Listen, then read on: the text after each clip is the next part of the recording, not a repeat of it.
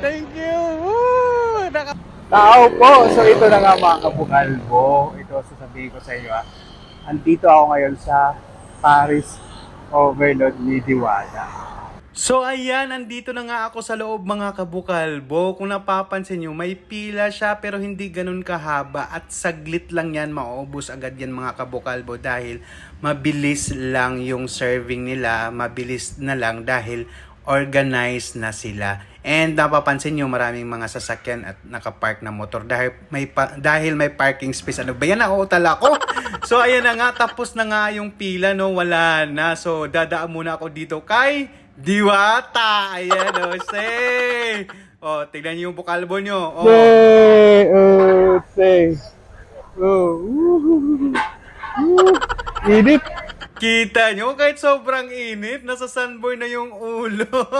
Tiniis lang para makakain kay Diwata. O, ayan na, wala nang pila mga kabukalbo, di ba? So, doon sa loob, marami pa rin kumakain mga kabukalbo. Hindi totoo yung sinasabi nila na wala daw masyadong tao. Parang ito yung tinatawag na normal na pagdating sa ganitong kainan. So, ayan, ako na nga ang mag-order. Ito nga yung pagkain nila mga kabukalbo. Ayan na, naka-display na lahat.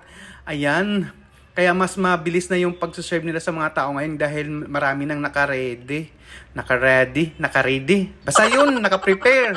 Ganun. Ayan, mamili ka na lang kung anong gusto mo. So, ang gusto ko lang mga kabukalbong kainin is itong chicken. Dahil dito ako na-curious mga kabukalbo dahil nagkaroon ng comparison ito sa sikat nating fast food chain dito sa Pilipinas, ang Jollibee. So ayan na nga, ako na ngayon nasa counter mga kabukalbo at ito ang in-order ko.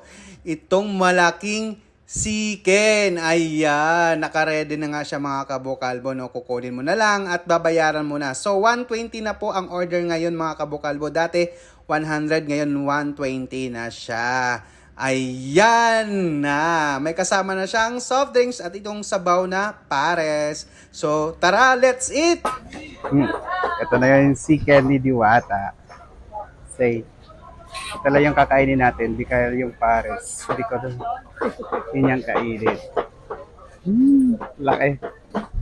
120 na siya. Dati 100, ngayon 120 na.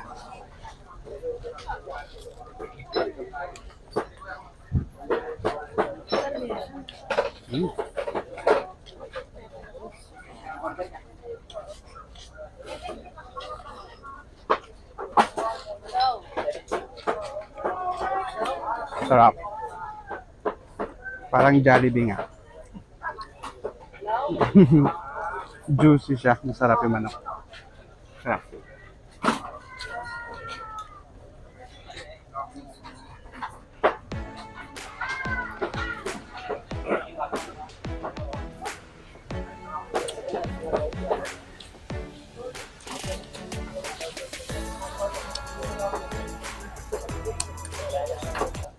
At ito na nga yung mga kumakain mga kabukalbo. O, di ba nakita nyo, marami-rami din yan mga kabukalbo ha. Hindi yan pangkaraniwan kung mga ganyan, di ba? So, tapos na nga akong kumain, tumambay muna ako sa gilid at nakita nyo, pinapa-renovate pa ni Diwata yung gilid, pinapaganda. So, habang aantay ako dito mga kabukalbo, nagpapahinga, hindi ko nga inaakala na lalabas si Diwata. Kaya ito! Diwata! Thank you! Woo! Nakapagpa-picture ako kay Diwata, Urias! Nakuha ko!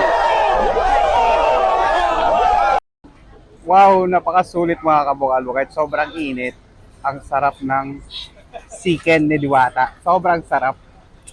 Tama nga yung mga comparison nila, no, na parang ala Chicken Joy ng Jollibee yung chicken ni Diwata. Which is true.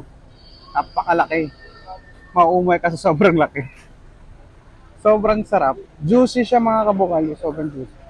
Masarap. Yeah. Yun lang. Bye-bye. Worth it.